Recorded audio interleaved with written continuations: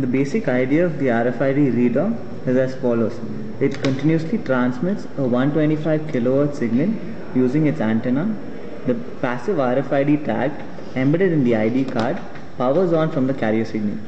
Once powered on, the tag transmits back to the reader the FSK signal with 125 kHz carrier, 12.5 kHz mark frequency and 15.625 kHz space frequency.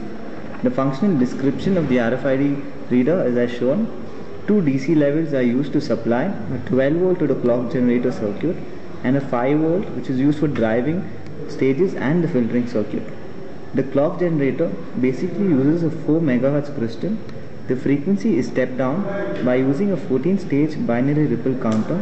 A TI-IC CD74HC4060 is used to serve this purpose.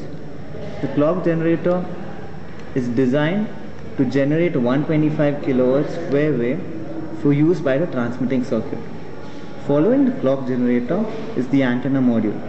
It buffers the 125 kHz square wave supplied to it by using shunted inverting gates and converts it into 125 kHz sinusoidal wave by using the RLC circuit. Push-pull stages are used for amplification and the amplified carrier is transmitted by the antenna. The same antenna is used to capture the FSK encoded waveform returning from the tag or the carrier if no tag is present. The filtering module, as the name suggests, is used to filter out the carrier signal and any noise that is picked up by the antenna. IC TL084, a JFET op-amp, is used for the filtering purpose, which is also a TI-IC. The envelope detector removes any high frequency interference and the 125 kHz carrier which contains no data.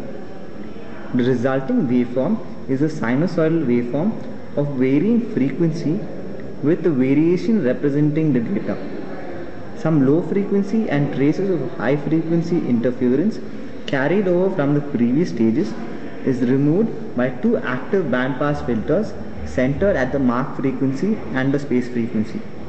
The encoded signal is processed by the microcontroller to extract the tag's unique identity. The MSP430F437 microcontroller is used to serve this purpose. The identity is matched against the records stored in the reader. LEDs are used to indicate the status whether the card was detected or not. A buzzer is used to indicate insufficient balance. The carrier is transmitted by the antenna and the same antenna is also used to capture the FSK encoded waveform returning from the card. The reader circuit performs the detection and the necessary filtering required. The microcontroller MSP430 controls the LEDs and the buzzers. It also matches the unique identity of the tag with the records and deducts. The working of the bus transit smart card system is shown in the following demonstration. First, let us consider a passenger with a card A which has a balance above ₹25. While entering the bus, the card is flashed against the detector. The blue LED shows that the card has been detected. Second, let us consider another passenger with smart card B which has a balance below ₹25 but above ₹15. While getting onto the bus, he needs to flash the card against the reader and a yellow LED glows. This indicates that his balance is low, that is it's below ₹25, and that the card needs to be recharged before his next journey. While getting off the bus, the card needs to be flashed again. The blue LED again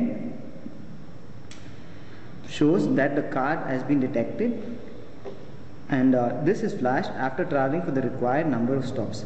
The amount is deducted from the card as it's detected for the second time.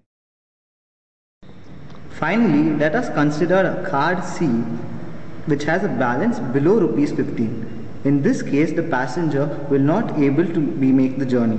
When this card is flashed against the reader, a buzzer is sounded which shows that the card has insufficient balance and the person cannot travel in the bus.